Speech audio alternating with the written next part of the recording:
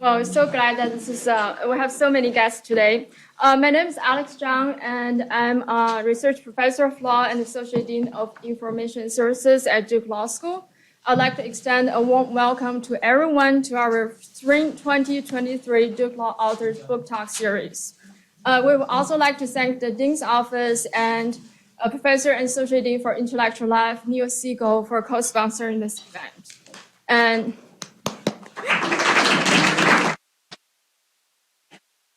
And I also wanted to express my greatest gratitude, as always, to our colleagues in the Media Services and Events Office, Law School's Academic Technology team, our Law Library's Associate Director, Jennifer Behrens, our Administrative Assistant, Shauna Bangram, for all the work they did behind the scenes to make this event possible. Today, we're here to celebrate Professor Jeff Powell's new book, The Practice of American Constitutional Law. You can find a copy of this book in the library as part of our ongoing effort to collect the best works in the world. But especially after today's session, if you feel the desire to own a copy yourself permanently, you can always get a copy on Amazon or in your local bookstore. I would like to start off taking off today's session by introducing our prestigious discussion moderator, Professor Jamie Boyle. Professor Boyle is the William Neal Reynolds Professor of Law and founder of the Center for the Study of the Public Domain at Duke Law School. Now, without further ado, please join me in welcoming Professor Boyle and Professor Powell.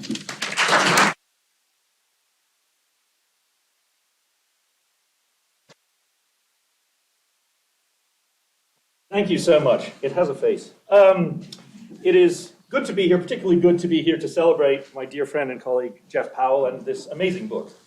So I'm going to offer a very brief summary of Jeff's book, and then I'm going to throw out some questions for him to get started on, and he's going to talk, and then hopefully there'll be some time for questions at the end. So I've learned a disappointingly small number of things during my career, but those I've learned I cherish, and here are two of them. The rule of law is not a rule, and it's not a law. And those two paradoxical facts bring all kinds of questions, some of them really thought-provoking, and some of them quite terrifying in their way.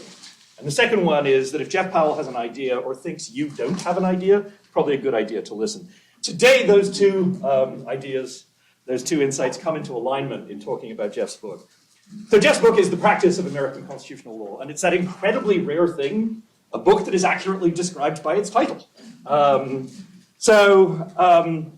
Jeff's key insight, in the words of Art Leff, is law isn't something we know.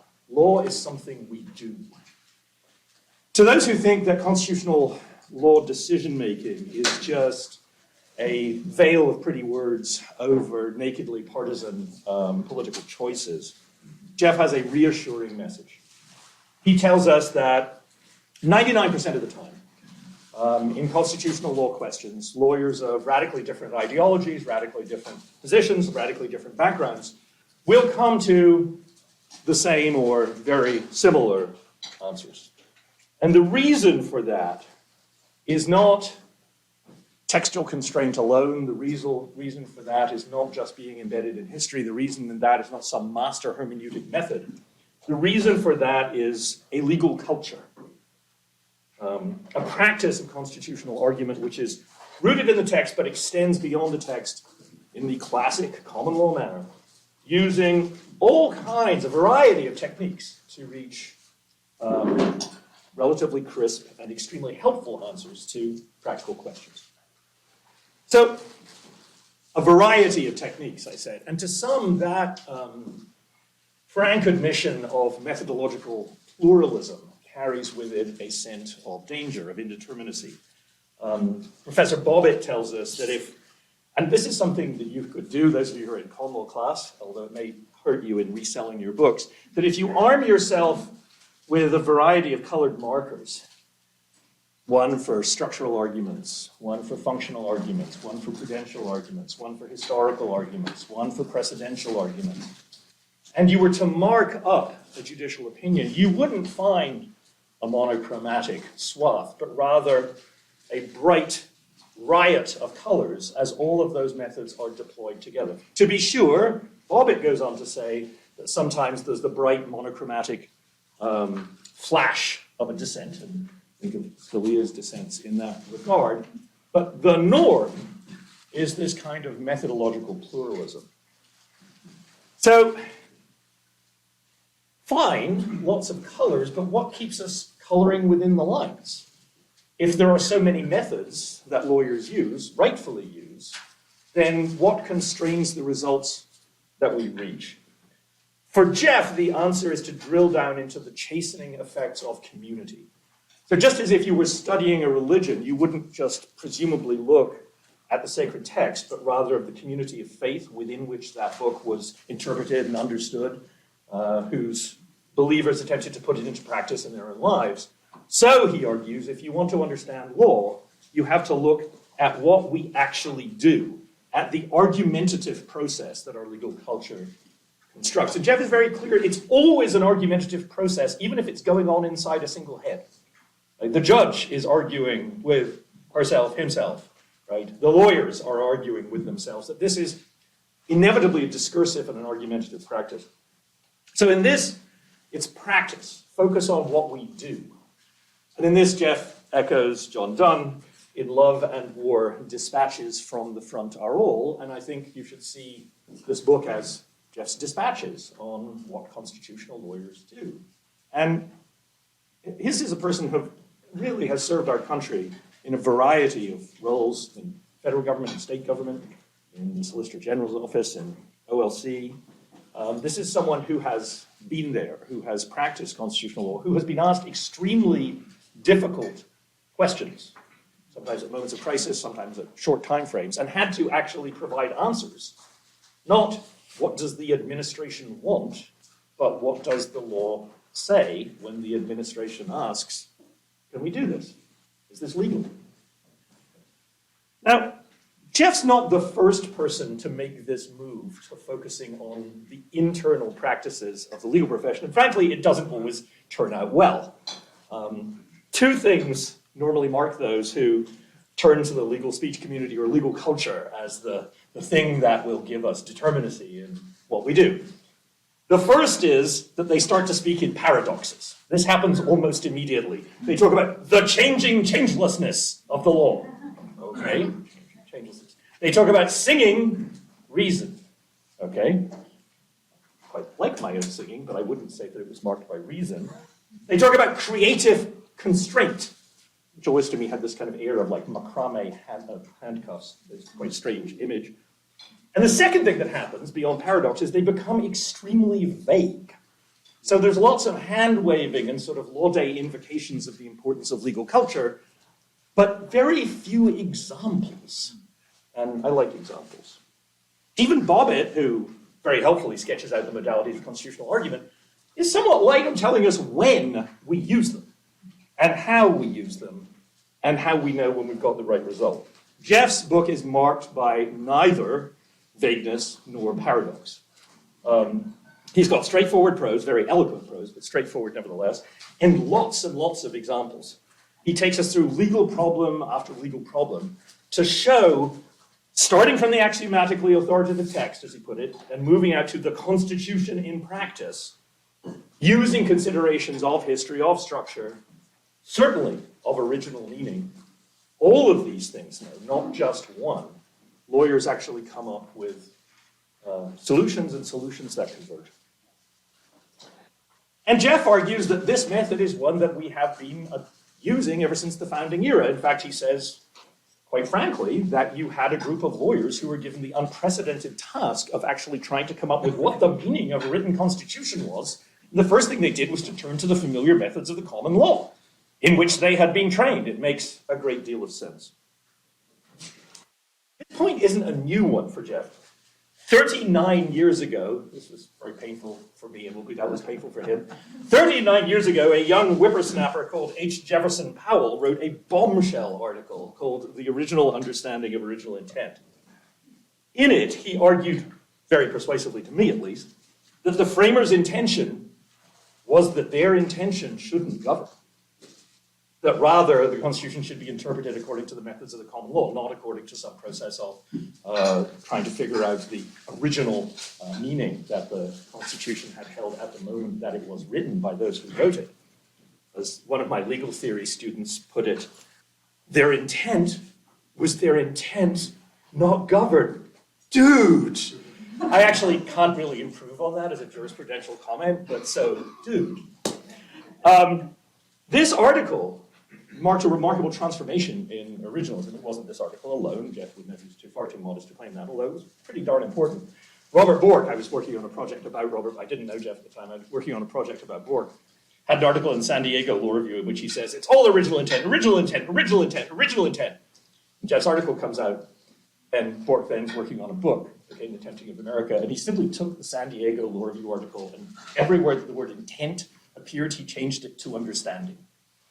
Control F, jurisprudence.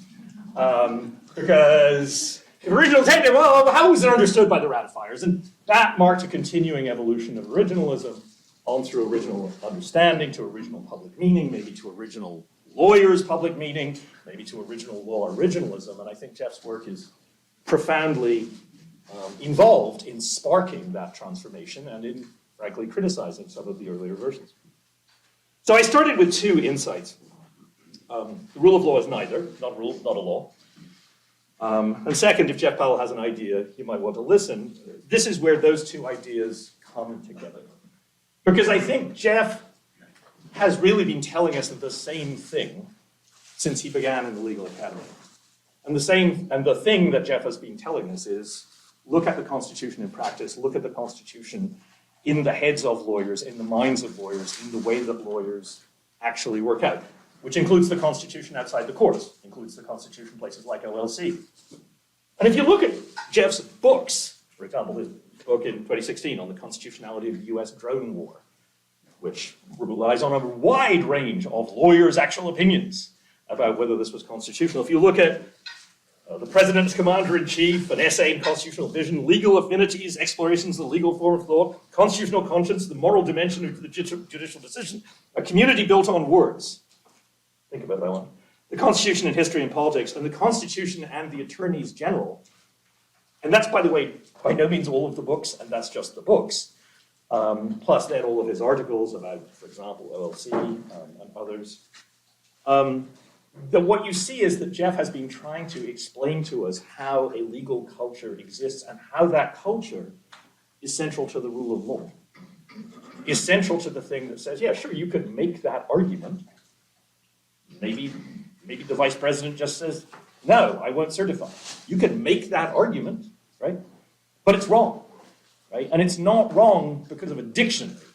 And it's not wrong just because of a history book. It's wrong because of a practice in which we're embedded. So that doesn't mean that there aren't things in the book that will not make you raise your eyebrows. Jeff says at the beginning, this book also refrains almost entirely from discussion of theoretical debates over originalism, the living Constitution, and so on. Well, Jeff's a gentleman and a scholar, and a former professor of law and divinity, and only those things stop me from saying colourful British responses like balderdash and tommy rot and poppycock and horse feathers, because for me, this book engages centrally and directly with originalism, and particularly with today's debates over originalism. Jeff is very careful to say, again and again, using the words of Walter Dellinger, our dear colleague, any thoughtful constitutional lawyer is at least a moderate originalist. This is not anti-originalist in that sense. But originalism as the only method of interpreting the Constitution, as the method that inevitably must dominate, Jeff's, to me, arguments and particularly his examples demonstrates that that conclusion is impossible. And that's particularly important with one of the most dominant academic forms of originalism today, original law originalism, which our colleague Steve Sachs helped pioneer. Because original law originalists have to accept that if inside the legal community we think that X is a valid way of changing what the law is, even if that's not an originalist way, then that's a valid change. Because the only mark of what's a valid change inside the speech community is the speech community. Jeff is a very modest person. It's this somewhat lengthy intro. So I was asking him about the impetus for the book, and that leads into the question that I'm going to ask. But I asked him about, what he was thinking when he started it, and he said, R.G. Collingwood's lines, R.G. Collingwood, wonderful British historian, philosopher, may be more applicable to my station in life. R.G. Collingwood, writing in 1940, famously said, "When Rome was in danger, it was the cackling of the sacred geese that saved the capital. I am only a professorial goose, consecrated with a cap and gown and fed at a college table, but cackling is my job, and cackle I will." So I'm going to offer some questions to our eminent professorial goose. But first, I would suggest that we all thank him for having written this book.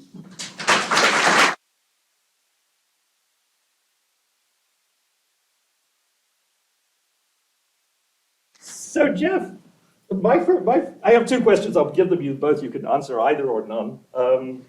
What sparks you to cackle? The book seeks, in one way, to reassure citizens and lawyers that we have this well-functioning culture of constitutionalism. 99% of the time, we come up with the right answers. But it's not the kind of book that you necessarily write when things are going well. I mean, it sort of reminds you of when you're on a plane and the captain comes on, it's like, there's no need for alarm. So I wasn't alarmed until now, right? And so there was definitely a hint of that. I mean, I wasn't quite sure how alarmed I should be. I mean, is this, there's no need for alarm, or is this the captain of the Titanic saying, don't worry, we're just stopping to take on ice? It wasn't really clear just how alarmed I should be. So if you write a book like this, it's generally when a culture is under threat.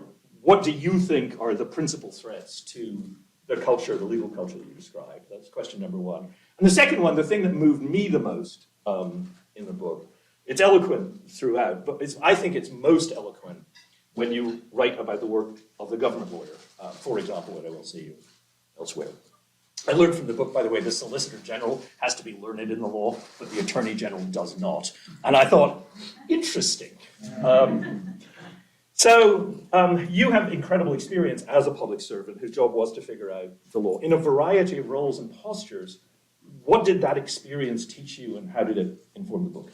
And with that, I'm going to turn it over to Jeff. Thank you so much.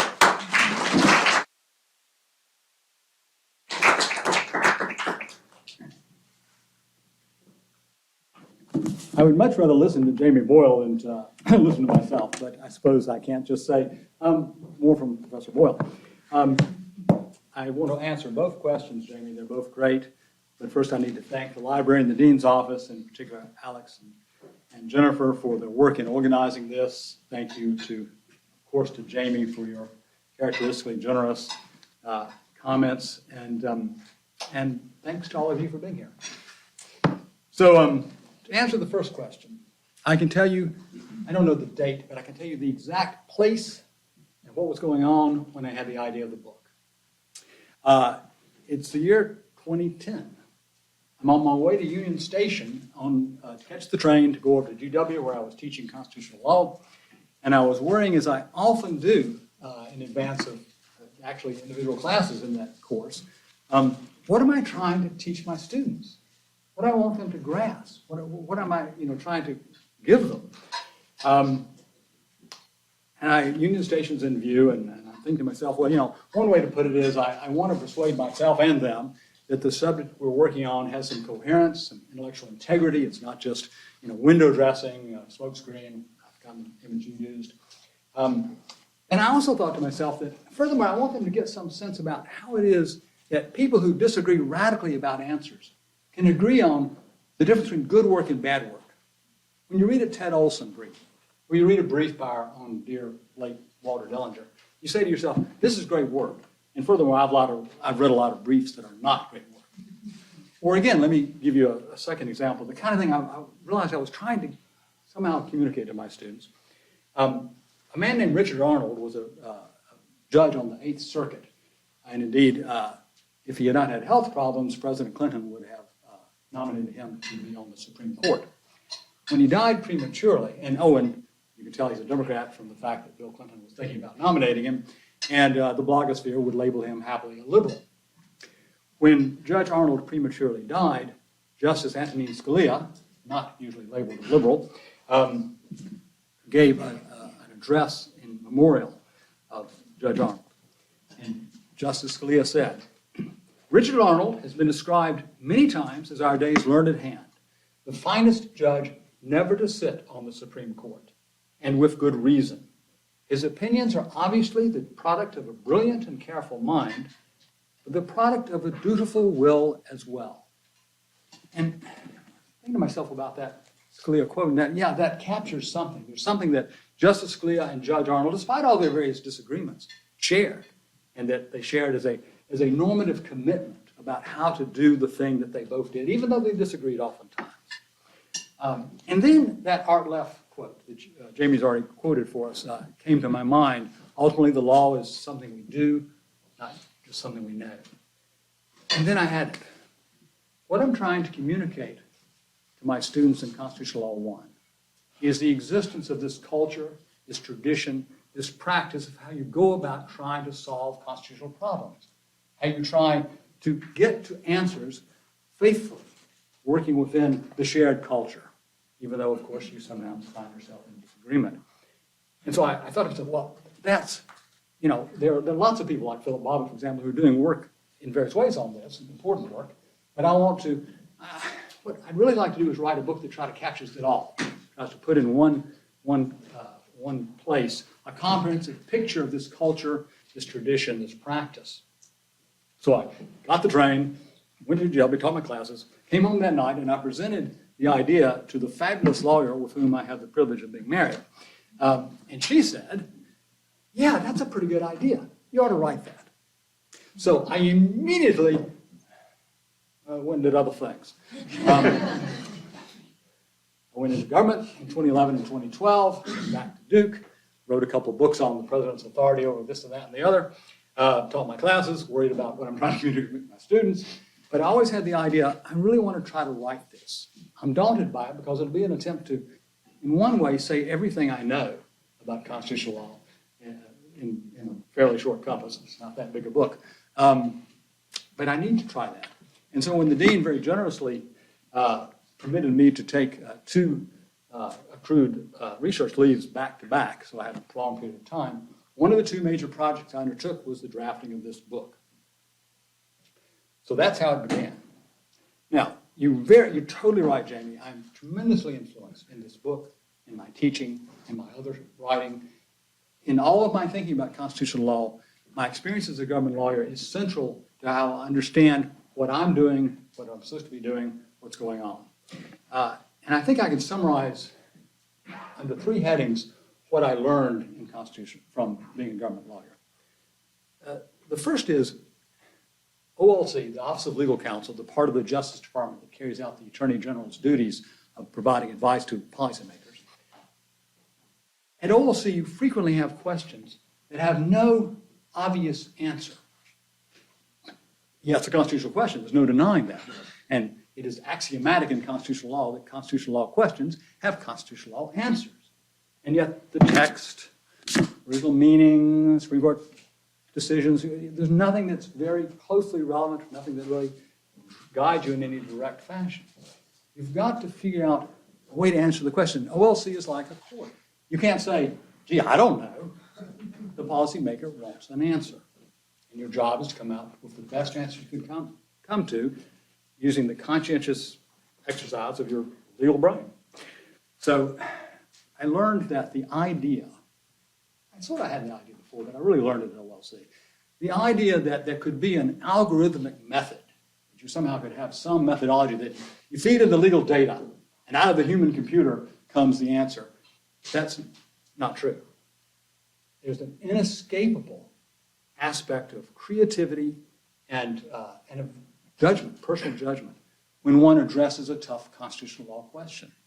That's part of what leads us to call it tough, because you have to exercise judgment, and you have to sometimes be creative in the way you put things together.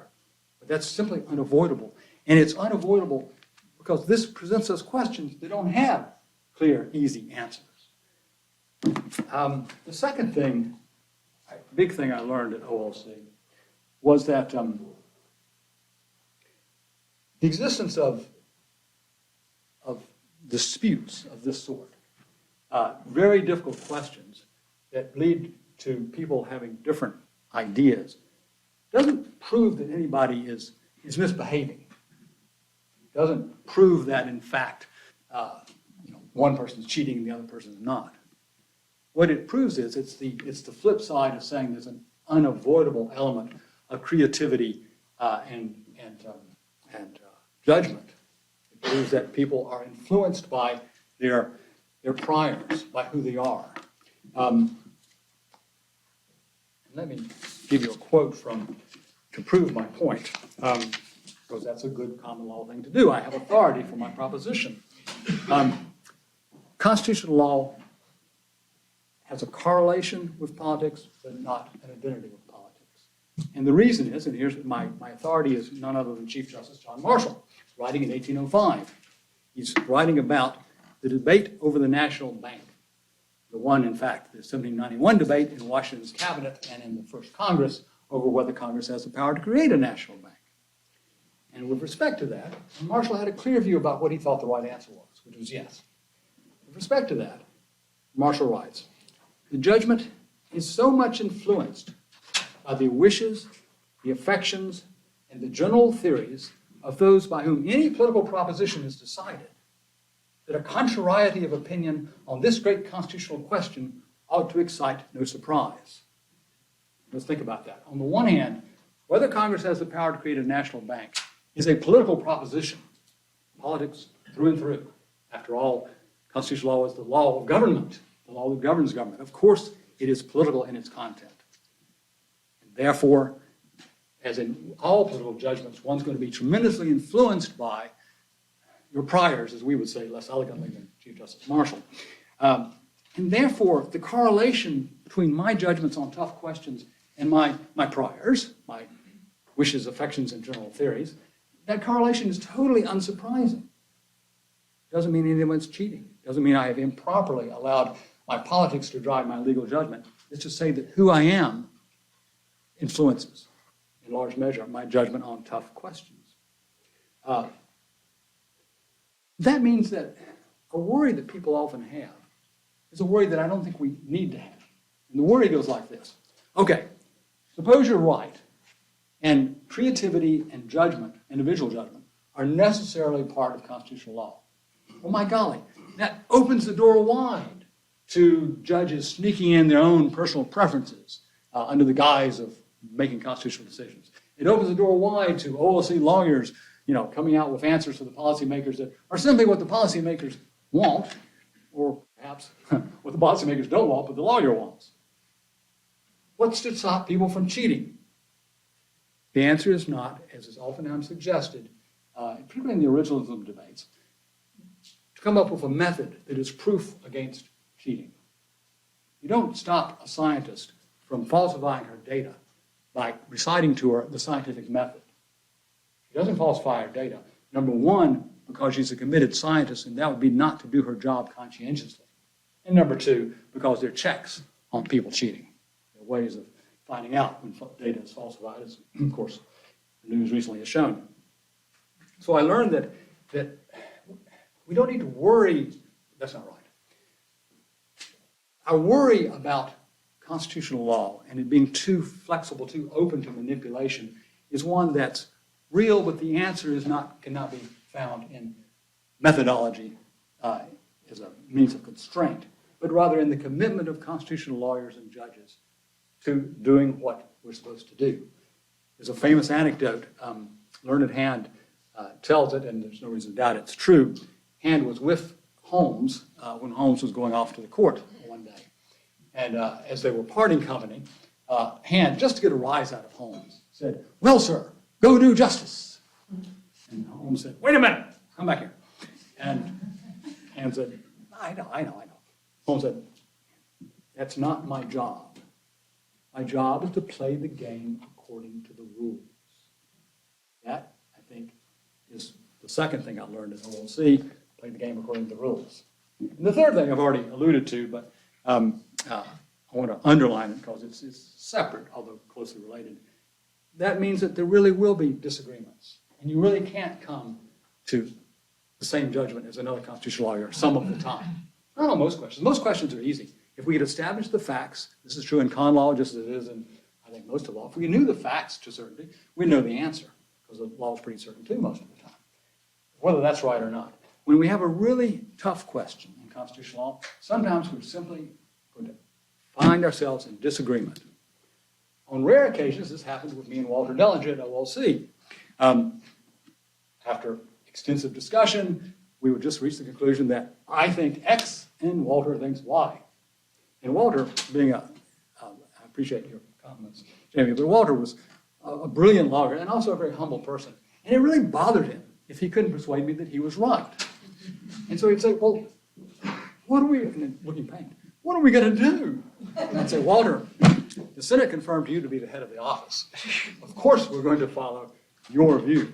We're going to state your view because that's the view of the head of the office. I never spent a moment worrying that Walter Dellinger wasn't trying to do his job conscientiously, and I didn't spend a moment doubting his brilliance. I have doubts about my brilliance, but I was fairly clear that I was conscious of trying to do my job conscientiously. So that's just an example of an unchangeable reality about constitutional law, and one that shouldn't bother us. The fact that if you read a well-written judicial opinion, everything tracks, it's well done, but you just aren't convinced, you think it's wrong, then you don't have a basis for saying the judge is cheating. You have a basis for concluding that, well, in this instance, my judgment is different than that other person's judgment. Okay, so those are the three things I learned at OLC. And what they led me to when I finally got around to following Sarah's advice and writing the book was what I want to do is simply describe what it is that reasonably smart, responsible constitutional lawyers do, whether they're on the bench or not, when they're trying to figure out what the right answer is. And of course, given what role you're playing, you may have a different idea of what right is supposed to mean. The litigator, what the litigator is looking for, is the most persuasive constitutional law argument that will have the best chance of moving the court in her client's direction. The judge is doing something quite different. The judge is trying to, in theory, trying to come out to the best answer, given the judge's perspective, because of the ways that we limit judges in what the kinds of answers they give. The judge is trying to come out with the right answer, period.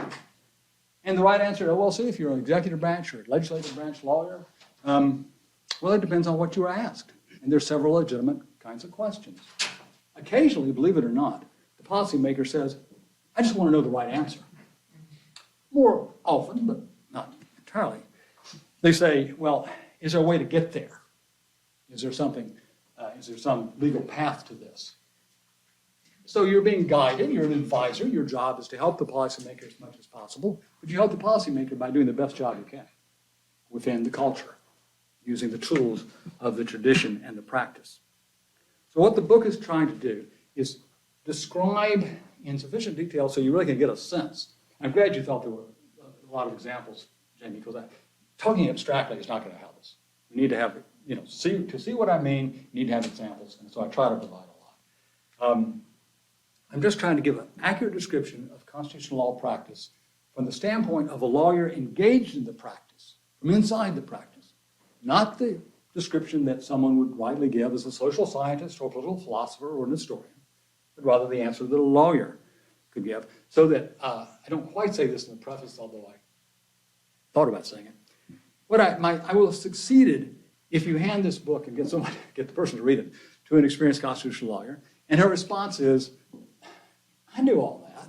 Yeah, that's right, sure. There's not an original thing in here. Well, the arrangement's a little original. I hadn't heard a couple of terms he invented, but basically this is stuff I knew already.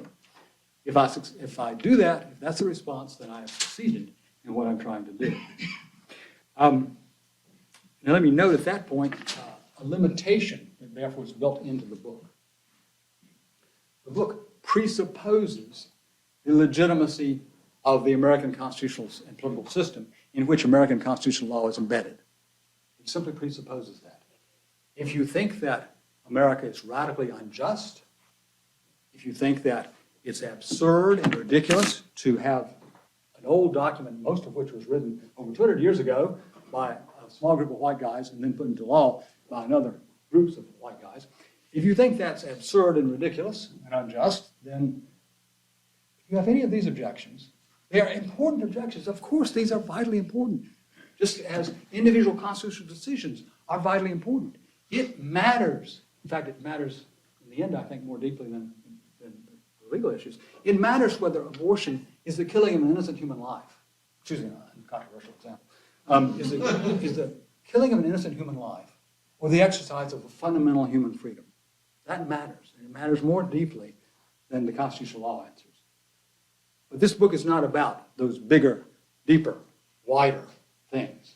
It's about the internal practice that lawyers use in this political community to address some, not all, but some of the basic issues that arise in that political community, in part because it has chosen to govern itself, for whatever reasons, and whether wisely or not, by this document. Okay, so that's what I'm trying to do. And that, of course, immediately raises the question, well, can you really do that? Can you really identify this a legal culture and tradition and practice that really don't succumb immediately to the temptation to just use the legal words, the legal ideas, the legal doctrines as a smokescreen behind which you advance your own goals? And there, I guess, Jamie, I think there's a fourth thing I learned at OLC. Can people really resist the temptation? The answer is yes. Why do I say that? Well, it's an old story that I won't bother repeating in its entirety, but the punchline is, believe it, heck, I've seen it done. I know we got things wrong at OLC. There was that one time that Walter, I had to say to Walter, yes, you're the Senate firm person, and so we're following your view, and he put it into his opinion, and that's wrong, according to me. Of course, as between Walter Dellinger and me, I suggest you probably should follow Walter. But in any event, we may have gotten things wrong sometimes. And we certainly were conscious of the fact that we were situated in an institutional and political setting where we had to be suspicious of our own judgments. We had to worry about the fact, am I being too pushed by the fact that I'm a member of the Clinton administration and I want to help it get somewhere, or a member of the Obama administration? Yes, temptations, yes, a sense of internal pressure. I never, ever once met an external pressure, not once. But yeah, internally, I'm part of the team. I'd like to get where the team wants to go. But I am confident that our conclusions, both under President Clinton and under President Obama, the decisions we reached, the advice we gave in response to questions was our conscientious best answer. So yeah, if there are justices or judges who cheat, who use the forms of constitutional law argument to hide their own advance of their own extra-legal goals, if there's such judges and justices, if there are people at OLC doing that, if there are lawyers in other settings where they really ought to be saying what they really think who are doing that, that's a shame. That's terrible. But they're cheating. They're making a choice. They are choosing not to remain within the practice conscientiously, and they don't have to choose that. Let me give you a quote from Charles Freed. Professor Freed was President Reagan's Solicitor General, and he was also on the Massachusetts Supreme Judicial Court for a while. He's responding, in what I'm going to quote you, to the fear that people just cannot resist the temptation. He says, common lawyer's reasoning, the sort of reasoning that my book claims is the traditional American constitutional law practice, common lawyer's reasoning will not seem much of a method. If what you are looking for is a set of rules so palpable and constraining that they will be proof against chicanery, evasion, and disingenuousness, and no set of rules is proof against that, the method I identify assumes intelligence and good faith. That is a strength, not a weakness, and more shame to him or her who abuses it. So the book is, Jamie's presentation of it as being reassuring.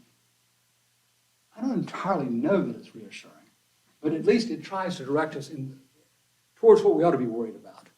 Not that we have a tradition that itself does not provide guidance, does not produce answers that are legitimate in the terms of the culture and tradition and practice, but rather that the worry would be that the people who are just not obeying that, who don't find themselves willing to remain within, I wouldn't say the constraints, remain within the guidance of the tradition.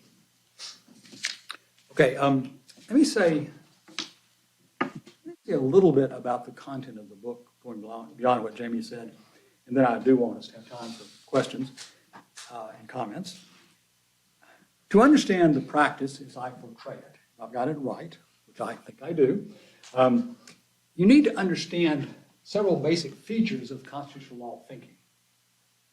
One is, and Jamie's already alluded to the term I semi-coined for this purpose, constitutional law oscillates between this, the written constitution, which I think plays a bigger role, although often subterranean, than is sometimes granted, and what I call the constitution in practice. All the doctrines, rules, principles, ideas that lawyers use when they try to take this and make it apply in the real world. Constitution in practice, when we think about it, all the lawyer moves, all the lawyer doctrine and so on, it's the bridge between a text which can't by itself do things and making decisions in the real world.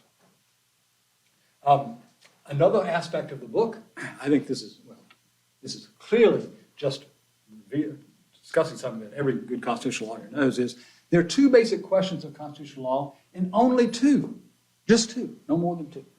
Every constitutional question, in the end, can be boiled down to a question of authorization. Does the federal government have the authority to do something? Or prohibition.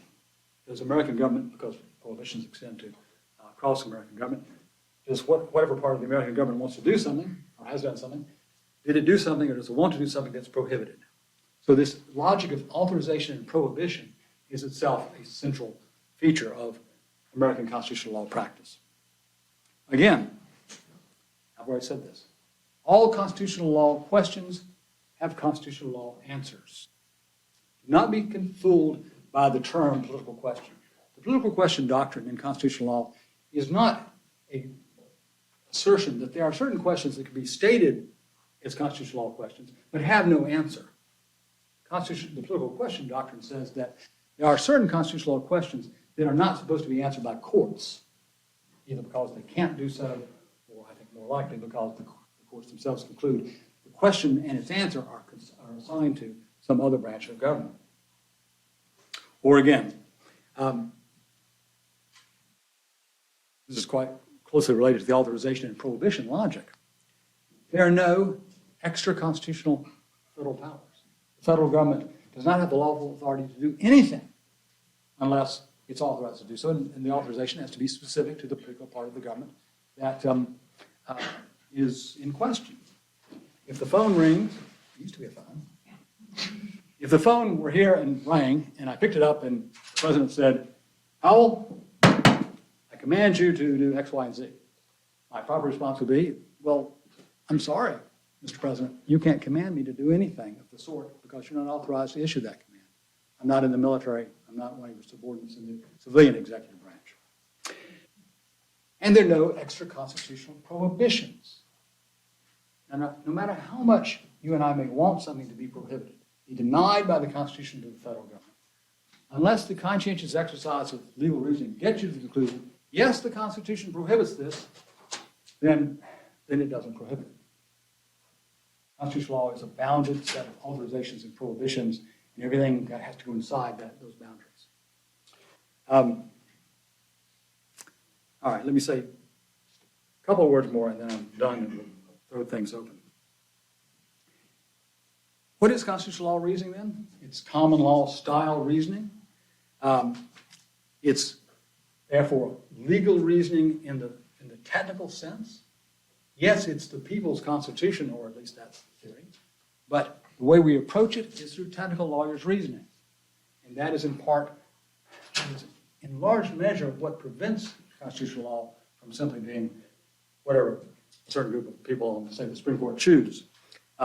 This is an idea that legal reasoning, I don't want to say constraints, but legal reasoning guides lawyers doing their job correctly. This is an idea that's far older than the U.S. Constitution. My favorite example is the great case of Flanders against Richmond, decided by the Court of Common Pleas in 1344. In the process of arguing, one of the counsel said to the court, "You've got to follow precedent." And so they had a little bit of argument about that. And the lawyer finally says in frustration, "If you don't follow precedent, we won't know what the law is. And Justice Roger Hillary said, law is the will of the justices. And immediately, Chief Justice John Stonewall said, nonsense, law is reason. Practice of American constitutional law is the method, that's the wrong word, is the culture, the tradition, the practice of reasoning, lawyers' reasoning, that in this political community we have evolved and used ever since the founding era to resolve certain kinds of big-ticket questions, constitutional questions. And then finally, but can't we change that? Well, yeah, of course, you can always radically reform anything. I'm a deep-dyed Burkean methodological conservative. I worry a lot when people want to tear down something entirely and replace it with something entirely new, because one of my fears is they don't know what they're going to get. In fact, they can't know. And the fact that this practice has endured for so long, and with all its failures, and they are many, has also been a vehicle by which the American political community has become more inclusive, more just. I don't want to throw that away, at least until I'm persuaded that what I'm having replaced with is something a lot better, and I have not yet been persuaded of that. So without more questions, comments.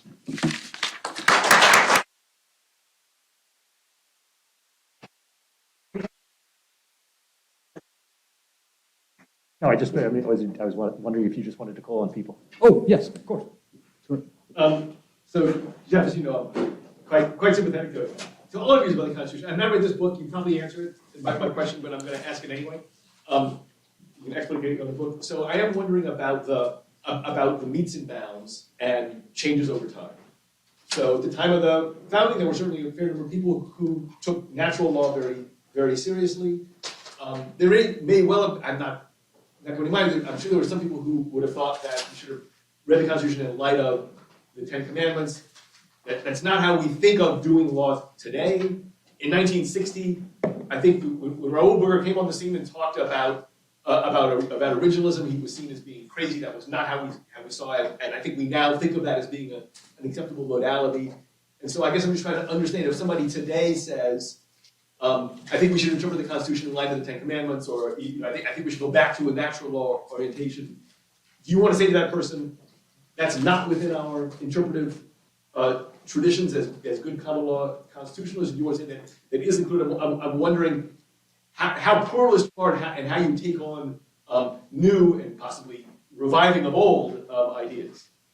At the time of the founding, the world was their oyster on constitutional interpretation. They could have gone about accepting or rejecting all kinds of different things that over time we've come to reject or accept.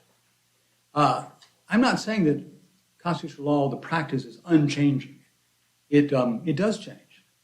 The substance of constitutional law changes a lot more than the doctrine, than the tools, than the practices of constitutional decision making. At the time of the founding, you could, I think, plausibly said, some people did say, the background here is natural law, or natural law thinking, and that can be brought right into constitutional law thinking.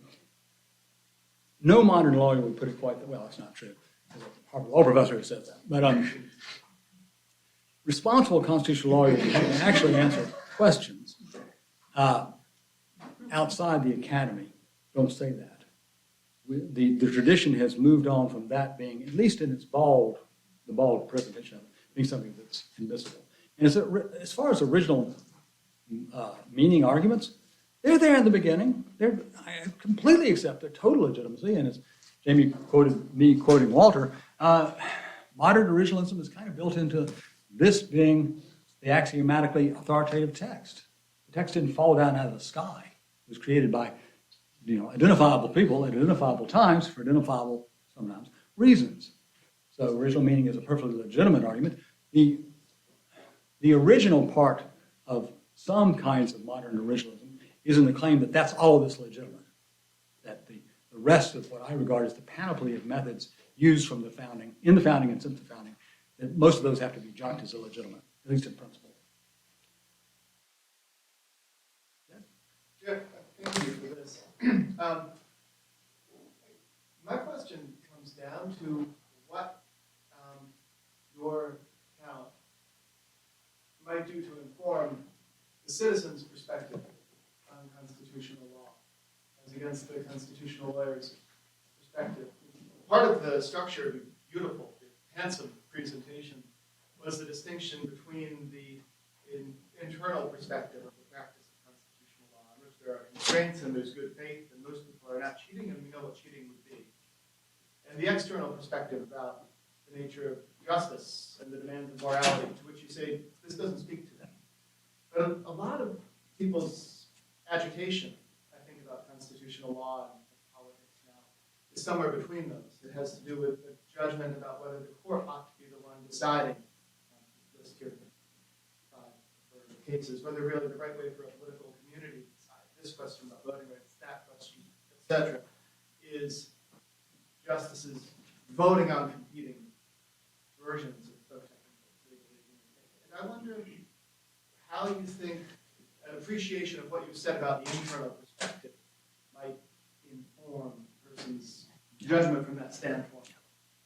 Well, just let me begin by, my preface is, the ordinary citizen, the non-lawyer, most lawyers don't care very much, I think, about method, usually. They don't know much about it, and they don't care much about it. They care about outcomes. And that's totally understandable, because the outcomes are the real-world consequences that really matter. And so there's no criticism of people for being more important to me that abortion is one thing or the other, as opposed to whether Dobbs was rightly decided or defensively decided or not. What I think my account gives to all of us, not just the lawyers and constitutional lawyers among us, what it gives us is a sense about how we should go about critiquing, and also how we should fundamentally go about understanding what we get from our constitutional law speakers, from the Supreme Court and other judges and lawyers in government and other places. So that, for example, I think a lot of people, understandably, are deeply bothered when they read on the internet, or when they maybe chance to see a reference to some learned social science article, showing that there's a correlation between the justices' votes on cases and the justices' presumed politics. And they think, oh my gosh, this shows that the justices are just up there doing politics. It shows no such thing. Think back to the John Marshall quote I gave you. A contrariety of opinion coming from the different background understandings that people bring unavoidably to a hard constitutional law question, those are going to produce correlations between outcomes and what the justices may prefer. The correlation is not causation, always.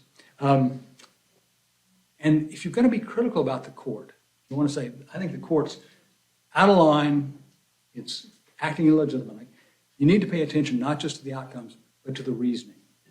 If you find a judicial decision that is ill-reasoned, that is shoddy in its workmanship, then that needs to be hammered. But the first way to hammer it is to point out the things that are wrong with it, not my speculation about what led the judge to write it the way she wrote it. Yes, sir.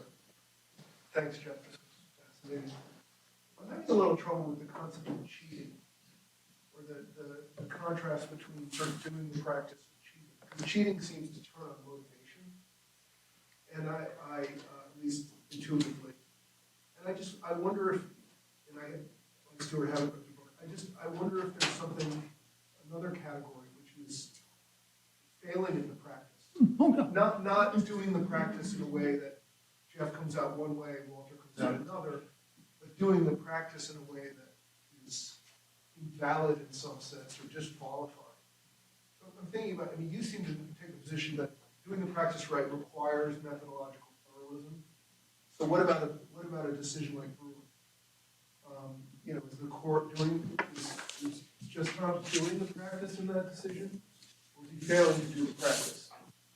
Or is he cheating, which would require us to describe motive, which seems not worth the effort? I don't use the word cheating in the book, and maybe it's not a good word to use. Yes, there are at least two different ways you could fall outside the practice, it seems to me.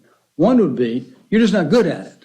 You're not very good constitutional lawyer, and not very good constitutional lawyers produce not very good constitutional law conclusions and arguments. The other is the one I primarily had in mind, and I think that a lot of American people spend a lot of time worrying about, and I understand the worry, is that almost not that the judge or whoever else it is doesn't understand how to do constitutional law in some traditional fashion.